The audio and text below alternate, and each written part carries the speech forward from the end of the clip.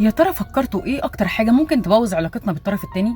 بنحب نتكلم ساعات مع الشريك، وقت كتير قوي، نقعد 3 ساعات بالساعتين، ربع ساعه حتى بنتكلم.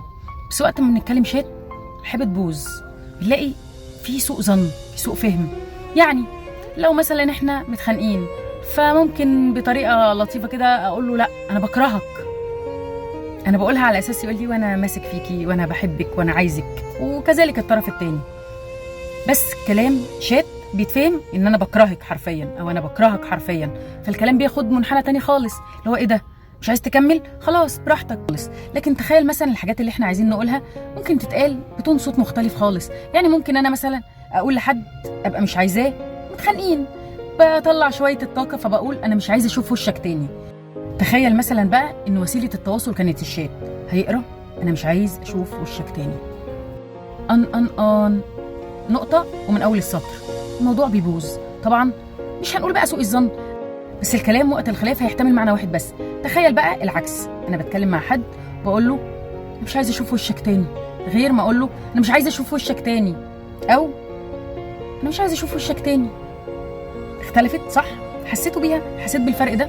كم مرة بقى بوظنا علاقتنا بناس وخسرناهم في حياتنا فعلا، أو كنا على وشك إن احنا نخسرهم من حياتنا لمجرد إن احنا أسأنا الظن. اتعاملنا مع بعض شات، فالشات ما وصلش المشاعر، ما وصلش اللي جوه، بالعكس وصل القشره الخارجيه.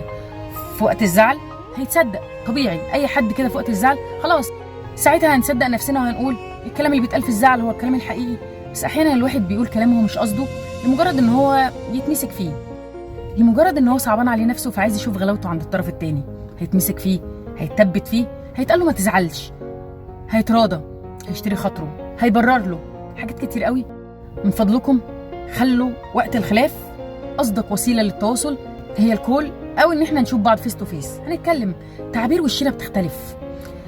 في حاجات كتير قوي الشات عمره ما هيوضحها، عمره ما هيبين الدموع اللي في عينينا لما بنبقى خلاص على وشك إن احنا نسيب، أو على وشك إن احنا نتساب. عمره ما هيحس بلهفتك وانت شايفه بيلف مثلا وماشي من غير ما تقول له خليك شوية، ما تقفلش الكلام بكده. احنا بقى بنعمل كده، نقفل الشات، مش عايزه اشوفك تاني، مش عايزه اعرفك، خلاص شكرا، واللي بينا خلص، شكرا. العلاقه بتنتهي سطرين، تسيب وجعها باقي معانا سنين. فمن فضلكم لما تلاقوا حد انتوا باقيين عليه وحاسين انه ليه اهميه عندكم، اتعاملوا بقرب شويه. يعني بلاش بقرب اطلع انفعالاتي بدل ما اكتبها في كلام ويبقى كلام جارح وقاسي، وبعد الزعله ممكن الطرف التاني يسترجع الكلام فيتضايق ويحس بغصه في قلبه كده.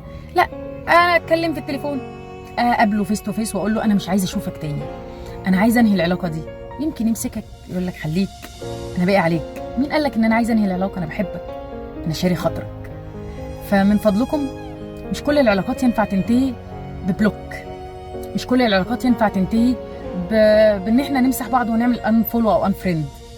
في علاقات تستاهل تكمل، وياما علاقات كتير قوي باظت من سوء فهم، سوء نيه، من سوء ظن، من احساس غلط ان احنا حسينا ان الطرف اللي قدامنا ده خذلنا، ما مسكش فينا، ما تبتش، وهو كان بيتعامل عادي.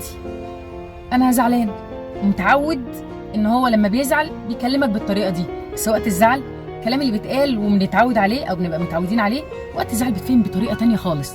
مفيش حد من الناس اللي ثابت او الناس اللي مشيت او الناس اللي كان عندها سوء ظن واتكلموا بعدين اكتشفوا ان هم خسروا بعض عشان حاجه ما تستاهلش، او عشان فكره فهمها غلط، عشان حس ان الطرف اللي قدامه ده اتعامل معاه بلا مبالاه غير مقصوده.